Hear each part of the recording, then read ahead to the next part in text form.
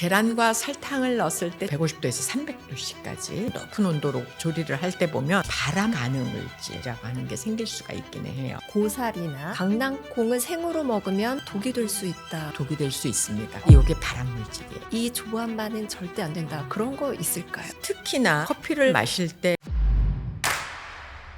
유튜브 속 잘못된 건강 상식을 바로잡고 여러분의 건강을 구조해드릴 건강구조대 MC 김경민입니다. 오늘은 여러분의 건강을 구조해드릴 구조대원으로 아이오와 주립대학 식품영양학과 식품학 박사를 거쳐서 대한영양사협회장을 역임하셨던 이영은 교수님 모셨습니다. 안녕하세요. 네, 교수님, 나이가 들수록 식습관이 건강을 좌우한다고 하죠. 그래서 오늘은 무엇을 먹느냐보다 어떻게 먹는지, 어떤 것과 함께 먹으면 최고의 궁합인데 또 이것을 어떤 것과 먹으면 최악의 상극이 되는지 하나씩 짚어보려고 합니다. 먼저 전체적인 개념부터 한번 여쭤보고 시작을 할게요. 식품 궁합이라는 게 실제로 우리의 건강에 큰 영향을 미치나요? 어떤 식품을 먹느냐가 자기의 장기적인 건강에 영향을 많이 주는 것이고요. 식품 궁합이라고 하는 것은 어느 정도 영향은 주겠지만 이거하고 이거랑 같이 먹으면 독이 된다, 위험하다, 이런 표현은 조금 과장된 표현이 아닐까 그런 생각이 많이 들고요. 대부분 인터넷에 떠돌고 있거나 이런 것들 중에는 과학적인 근거가 미약한 것들이 많이 있어요. 예를 들어서 영조 임금이 되실 때 경종이 몸이 허약해가지고 감하고 게를 같이 먹어서 돌아가시게 됐다, 학살당한 거다, 이런 후문도 있었는데요. 이게 원래 본초 강목에 보면은 감과 게는 상극이다 이런 말도 있고, 우리 조선왕조실록이 그 당시에 경종이 게장과 감을 같이 먹고 며칠을 앓다가 돌아가셨다, 영조가 독사를 했다, 이런 소문까지 있었어요. 근데 요즘의 과학으로 보면 그거는 맞지 않는 말이거든요. 그때 게장이라는 게 상하기가 또 쉽고 냉장시설이나 이런 게 없다 보니까 보관이 어렵고, 감은 그때는 지금처럼 이렇게 단감이 많지 않아서 떫고 그러다 보니까 탄닌 함량이 높아서 감과 게장을 같이 먹었을 때 단백질이 탄닌에 의해서 응고해서 경종 같은 소화력이 약하셨던 분들은 소화가 잘 안 될 수 있어서 고생은 하셨을 수도 있겠다, 그런 거지 독사를 하는 그런 상황이 아니거든요. 그렇군요. 조합에 따라서 독이 된다는 말은 조금 과장된 거일 수 있다. 그렇군요. 그럼 같은 음식이라도 이번에는 조리 방법에 따라서 효능이 완전히 바뀌기도 하나요?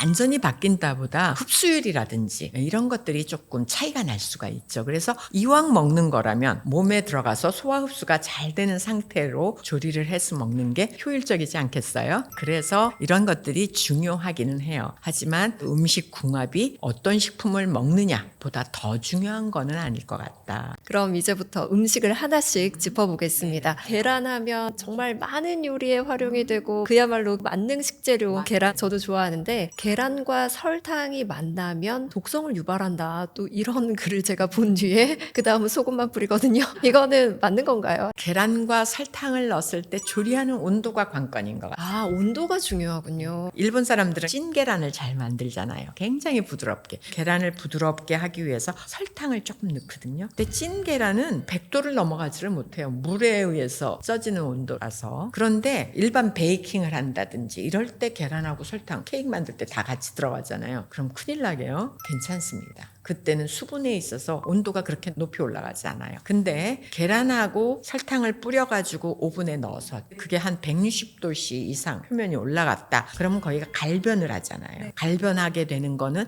마이알 반응이 일어났다, 갈색화 반응이 진행되고 있다. 이 마이알 반응에 의해서 생성되는 게 당이 지방이나 단백질과 결합해서 만들어지는 걸 당독소라고 해요. 근데 이 물질이 미리 만들어져서 우리 몸속에 들어가게 되니까 염증 반응이라든지 산화 스트레스를 증가시켜서 만성 질환을 유발할 수 있다. 그래서 요즘에 걱정을 하시는 거라서 그런 것만 너무 많이 드시지 않으면 돼요. 나 그러면 에그타르트 하나도 못 먹겠네? 걱정되시죠? 네. 너무 좋아하는데. 근데 그런 질환을 유발하고 안 유발하는 거는 거기에 그런 물질이 있어도 그거를 내가 얼마나 자주 얼마나 많이 먹어서 노출 빈도가 어떻게 되느냐에 따라서 발병 유무가 결정이 되는 거거든요. 그래서 맛있다고 그래가지고 해가지고 맨날 그것만 두세네 개씩 끼니끼니 먹는다. 그러면 문제가 되실 수 있죠. 야구르트 막 먹으면서 단백질이니까 하면서 계속 먹으면 위로하는 거죠.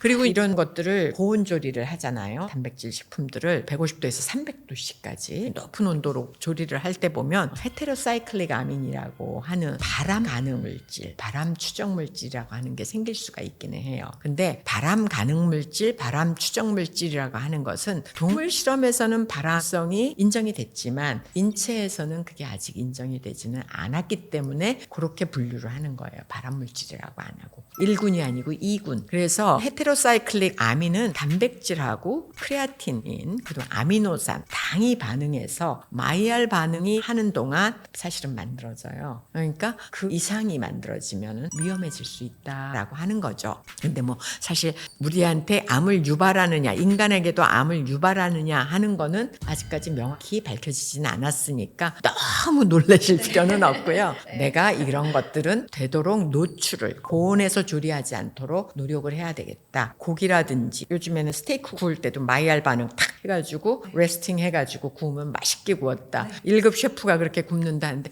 그런 것들을 조금은 조심하셔야 되겠다.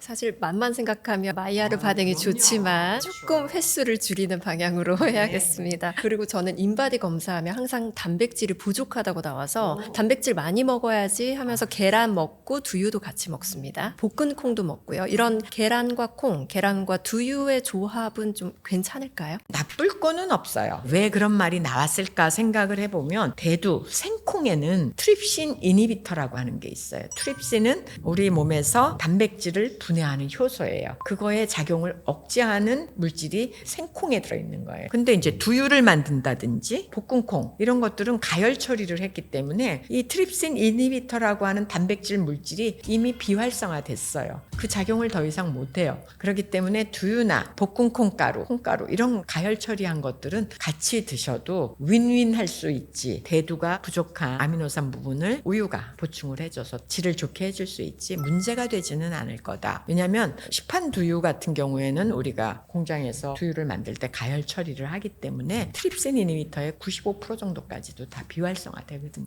그러면 조금 전에 생콩에 대한 이야기를 해주셨는데 생으로 먹는 것 중에 뭐 고사리나 강낭콩은 생으로 먹으면 독이 될 수 있다. 독이 될 수 있습니다. 세계에서 고사리를 먹는 민족은 우리나라, 일본 요 정도밖에 안 돼요. 그런데 너무 맛있죠? 저 고사리 나물 너무 좋아하고 육개장에 들어가 있는 고사리 너무 좋아하거든요. 넣어야죠.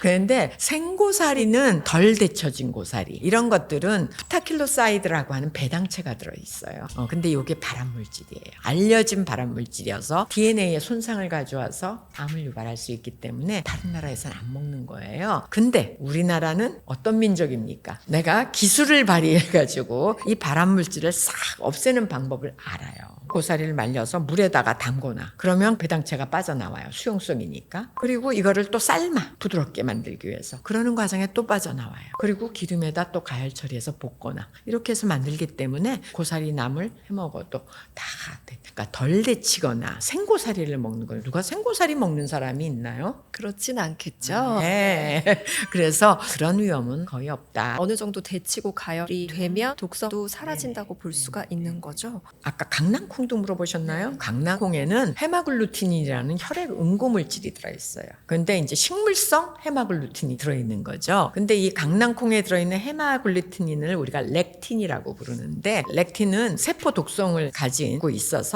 우리 상피세포를 손상시키고 급성 중독을 일으킬 수가 있습니다. 그렇기 때문에 덜 익힌 강낭콩은 4-5개만 드셔도 증상이 발생할 가능성이 높은데 얘도 우리가 강낭콩 생으로 드시는 분이 있을까 모르겠네요. 콩이라는 건 물에 불려야지만 불어나서 그 다음에 삶아야지 되잖아요. 그 물에 침수하고 삶는 그 과정에서 다 불활성화가 돼요. 이게는 단백질이라서 가열을 하면 불활성화가 돼요. 그래서 걱정은 없다고 봅니다. 역시 조리 방법이 중요한 거네요. 대표적으로 다이어트 하는 분들이 고구마를 잘 챙겨 먹습니다. 그런데 이 고구마, 생 고구마로 먹어도 괜찮은가요? 다이어트 하시는 분한테는 생고구마도 괜찮을 것 같아요. 내가 일반적으로 소화력이 약하지 않은 분이라면 고구마를 먹었을 때 혈당을 얼마나 빨리 올리는지 우리 몸에서 그거를 재는 거를 혈당지수라고 하는데 이 혈당지수가 한 60일 정도 돼요. 고구마나 감자를 똑같이 쪘을 때 고구마는 혈당지수가 한 70일, 감자는 93.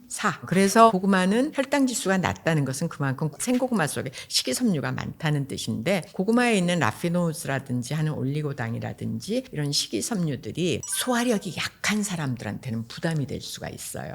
그게 생으로 먹으면 안 된다 그렇지만 그거는 개인차가 굉장히 심한 거다. 그렇군요. 다이어트 한다고 무작정 생고구마를 많이 먹기보다는 내가 소화력이 조금 딸린다면 어느 정도 조절을 해야겠네요. 그리고 고구마가 건강에 도움이 된다고 하니까 고구마를 먹는데 땅콩이랑 같이 먹으면 오히려 살이 찐다는 말을 보고 제가 좀 놀랐었거든요. 정말 그런가요?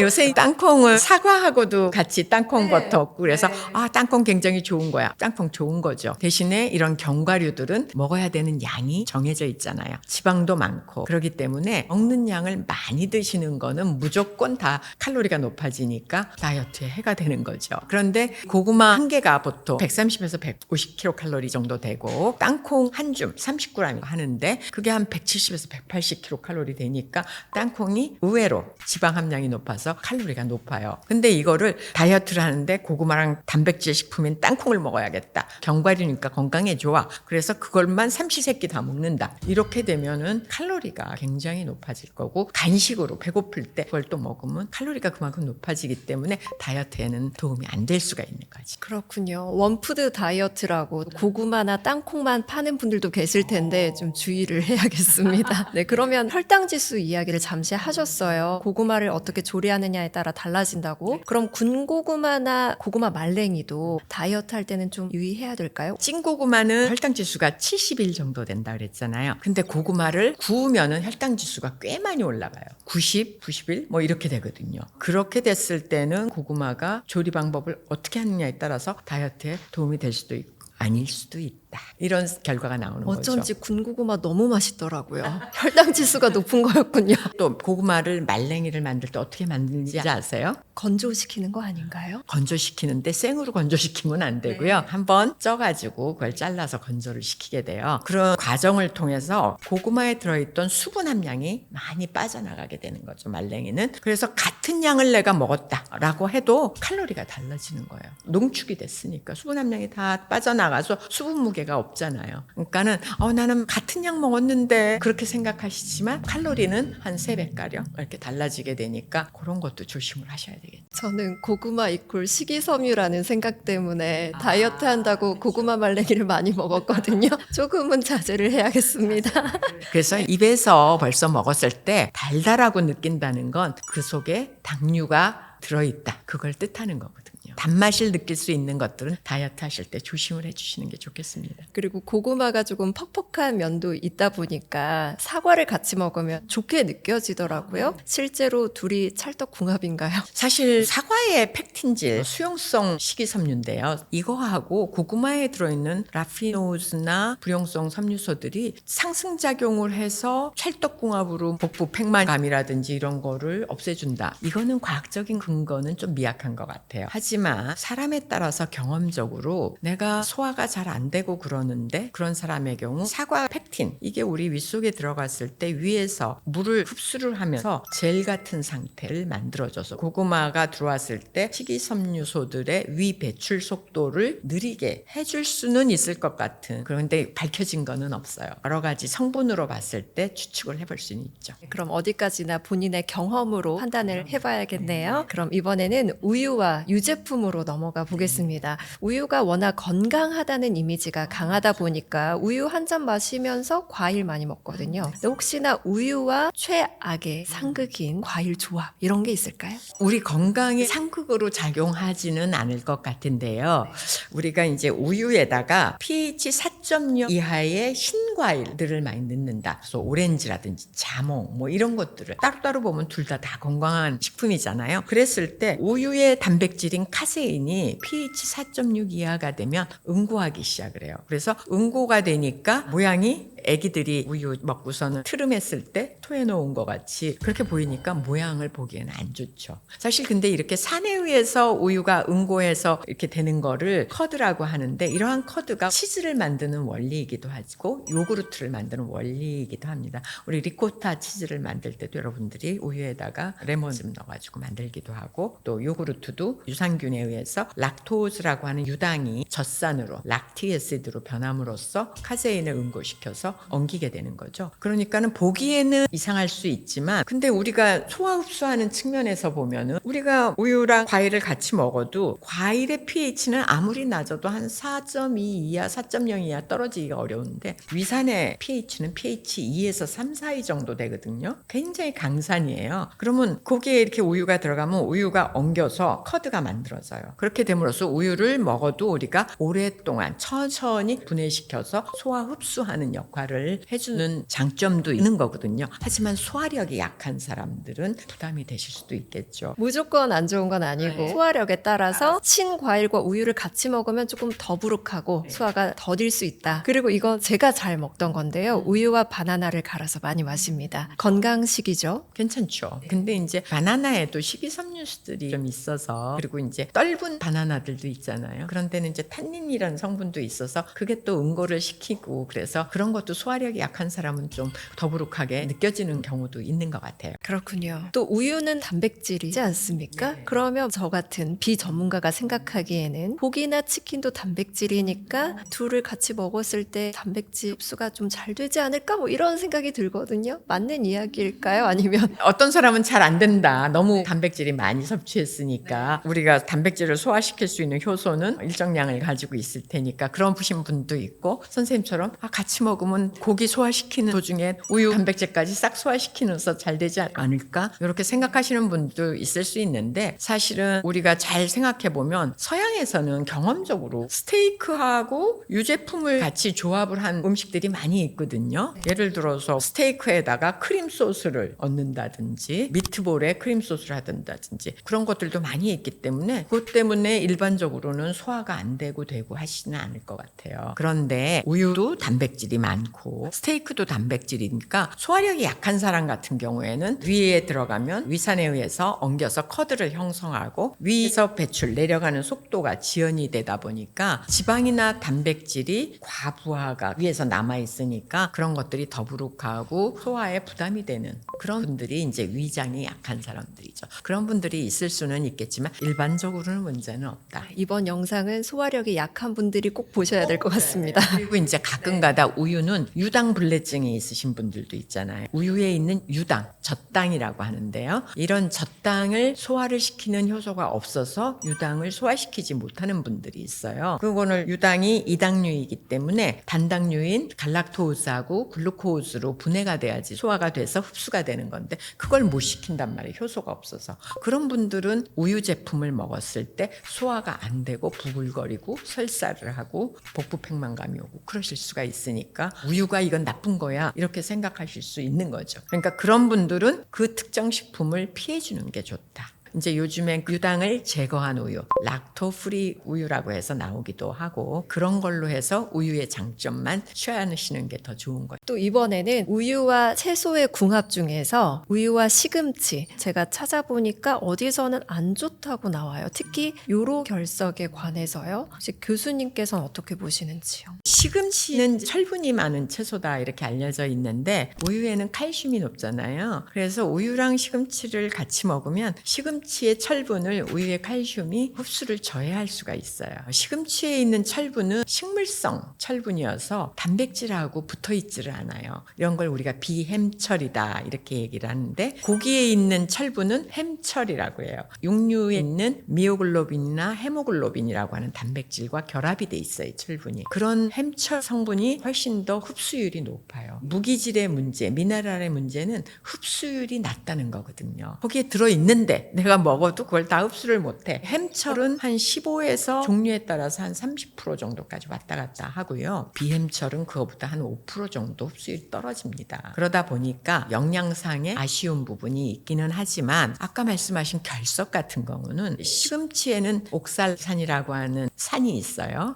유기산이 있는데 우유에 있는 칼슘과 결합을 하면 칼슘 옥살레이트라고 하는 불용성 염, 다른 말로 요로 결석, 신장 결석처럼 물에 녹지 않는 돌덩어리가 만들어지는 거예요. 그런 것들이 요로나 신장에 가서 박히게 되면 굉장히 통증이 심하죠. 그러니까 우리가 예전에는 결석, 옥살산하고 칼슘하고 결합을 하면 칼슘 옥살레이트가 만들어져서 결석이 만들어주니까 식품에 그런 두 가지 성분이 있는 걸 같이 먹으면 안 되겠네. 결석을 더 많이 만들 수 있겠네. 이렇게 생각을 했어요. 그랬는데 최근에 들어서는 옥살산이 있어도 위에서 우유에 칼슘하고 결합을 하면 돌덩어리가 만들어지니까 얘가 흡수가 안 되고 변으로 빠져나가요. 그러니까 칼슘이나 옥살산이 따로 흡수가 되면 신장이나 요로로 우리 몸속에서 대사되다가 가서 거기서 만나서 돌을 형성하는데 미리 위 안에서 같이 먹었을 때는 만들어져서 배출이 되니까 오히려 요즘에는 결석 환자들에게 우유를 적당량 드시라고 권장을 하고 있습니다. 네, 그래야지만 결석이 덜 만들어진다라는 거죠. 이거는 정말로 잘못된 건강 상식을 갖고 계신 분들이 많이 계실 것 같아요.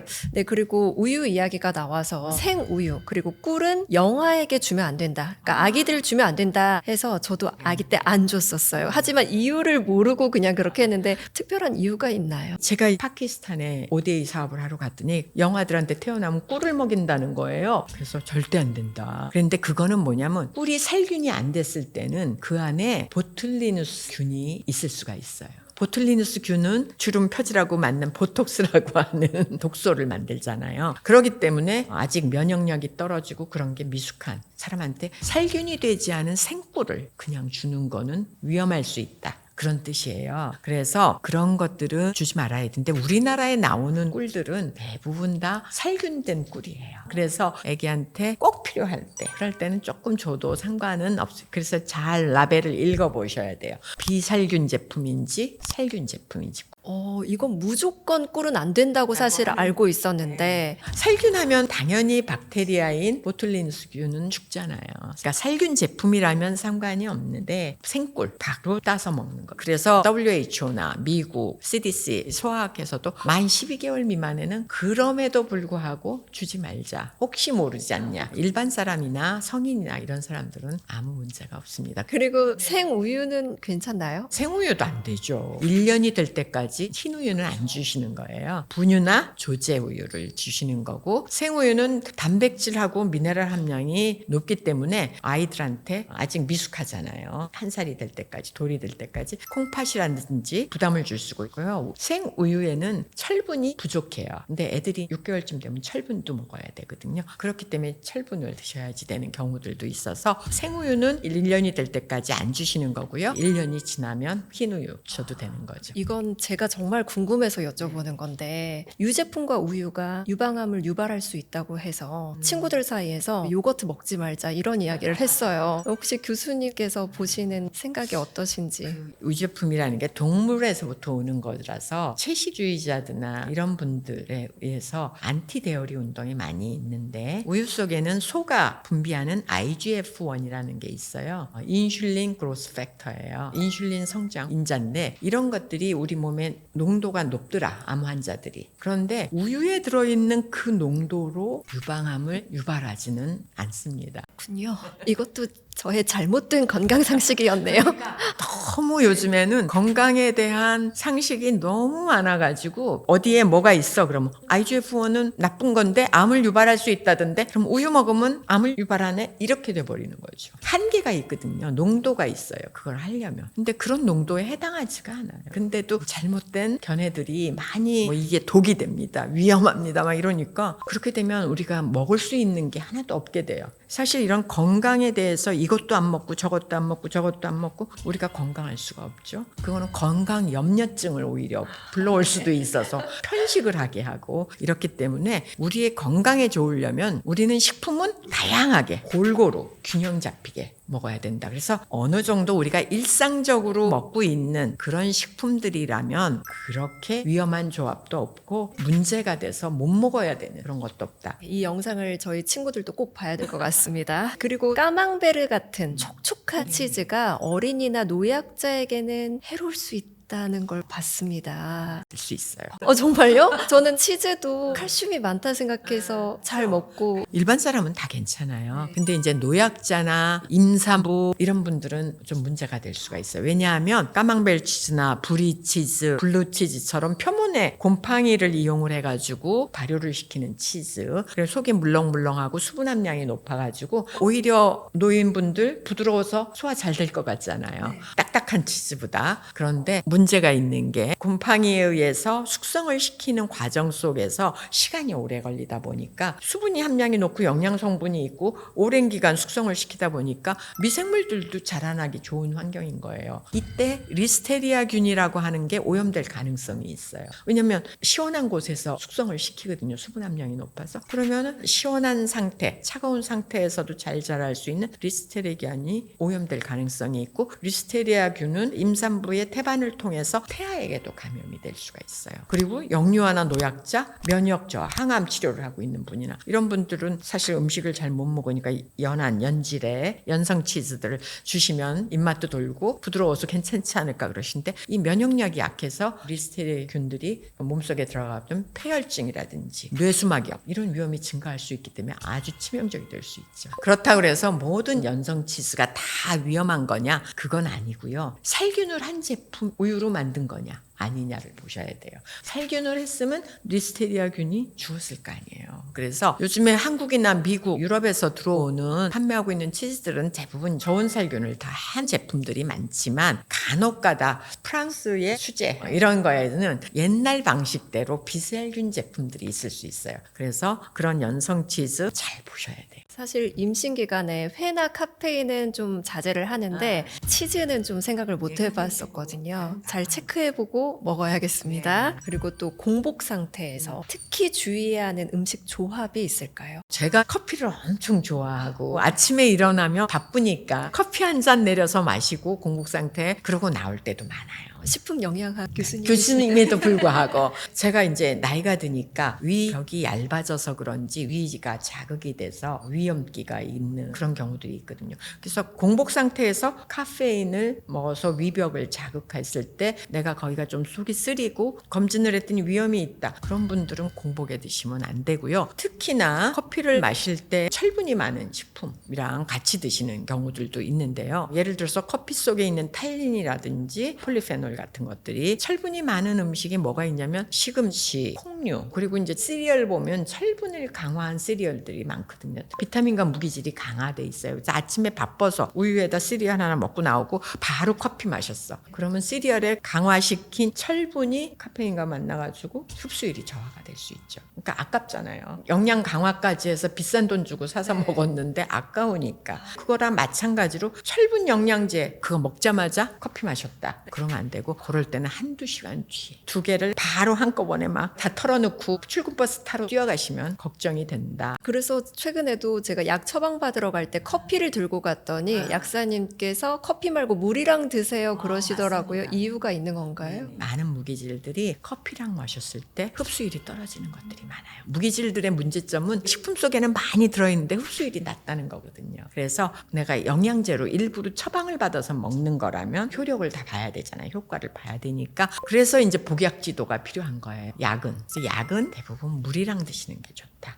그리고 혹시라도 이런 흡수율에 영향을 미치는 식품들이 있으면 그런 건 한두 시간 후에 띄웠다 드시는 게 좋다. 이런 거를 알고 계시면 도움이 되겠죠. 어차피 배로 들어가면 똑같아지겠지 생각하고 그냥 마시려고 했는데 약 먹을 때는 물이랑 드세요 하는 거엔 다 이유가 있었던 거였습니다. 또 따로 먹으면 건강식인데 함께 먹으면 최악의 궁합이 되는 이런 것 좀 그래도 알려주시면 좋을 것 같습니다. 요구르트 너무 좋은 식품이잖아요. 요구르트에 칼슘하고 견과류, 콩류 이렇게 같이 드시는 경우가 많은데 우리 견과류 이렇게 같이 쪼개가지고 뿌려서도 드시고 왜? 견과류 좋은 거지. 그거 하루에 30g 먹으라고 그러지. 언제 먹을까? 거기다 넣어서 같이 먹으면 손 씻고 좋으니까 그렇게 하는데, 견과류엔 껍질 같은데 피트산이라고 하는 많이 들어있거나 이렇게 하는데요. 이런 것들이 요구르트나 이런 데 들어있는 칼슘, 아연, 무기질들의 흡수를 떨어뜨리는 불용성 염을 형성을 해서 경향이 있기 때문에, 내가 신경 써서 드시는 분들이라면, 내가 소량밖에 못 먹기 때문에 신경 써서 모든 음식을 드셔야 된다 하는 분들은 좀 신경을 쓰시는 게 좋겠다. 그래서 이런 것들의 흡수율을 내가 높이고 싶다라고 하면 요구르트랑 먹는 것보다는 비타민 C랑 같이 드시면, 비타민 C는 산이니까 칼슘을 녹여주거나 무기질들을 녹여서 흡수율을 좀 더 좋게 해주니까 도움이 될 수가 있습니다. 그리고 콩이나 견과류는 볶거나 조리거나 가열 조리를 하게 되면 피트산의 농도가 아주 대폭 감소를 해요. 그러니까 그럴 때는 괜찮은 거죠. 같이 먹어도. 저는 요거트에 그렇게 말씀하신 대로 견과류 뿌려서 많이 먹고는 했는데 그렇게 건강에 좋은 건 아니다. 또 요즘에는 워낙 바쁜 분들이 많다 보니까 편의점에서 끼니를 해결하기도 하거든요. 그런데 편의점에서 이 조합만은 절대 안 된다. 그런 거 있을까요? 편의점이 나쁜 것만은 아니에요. 바쁘신 분들이 그렇게라도 끼니를 채워서 에너지를 생산을 해야 되는데, 이제 우리가 가장 많이 먹는 조합을 제가 이렇게 가서 들여다봤더니 삼각김밥하고 소세지 하나 막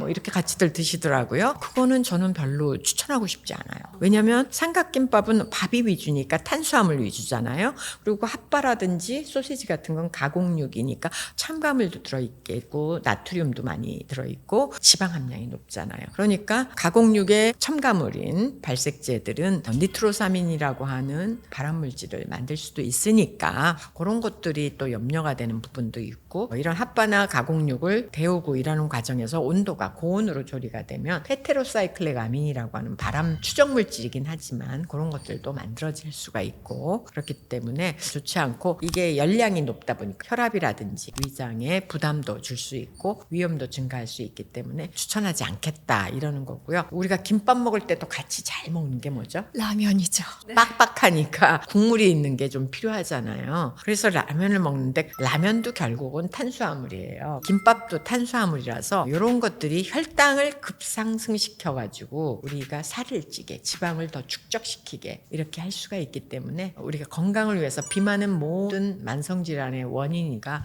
그런 조합은 좀 자제해 주시는 게 좋겠다. 오히려 저 같으면 찐계란을 하나를 더 같이 먹는다든지, 라면을 먹으면서 찐계란을 하나를 같이 먹든지, 김밥을 먹으면서 구운 계란을 같이 먹는다든지, 그런 게 오히려 더 좋지 않을까? 그런 생각을 하게 되네요. 네, 좋습니다. 오늘 귀한 말씀 너무 감사합니다. 교수님 말씀 듣다 보니까 똑같은 식재료다 하더라도 어떻게 조리하느냐, 또 어떤 것과 같이 먹느냐에 따라서 우리의 건강에 좋기도 하고 조금은 아까울 수도 있다는 점을 많이 알게 됐습니다. 여러분의 식생활에 조금이라도 반영을 해주신다면 여러분의 건강도 훨씬 더 달라질 것이라고 기대를 해보겠습니다. 저희는 잘못된 건강 상식을 바로잡고 여러분의 건강을 지키는 그날까지 함께하겠습니다. 고맙습니다.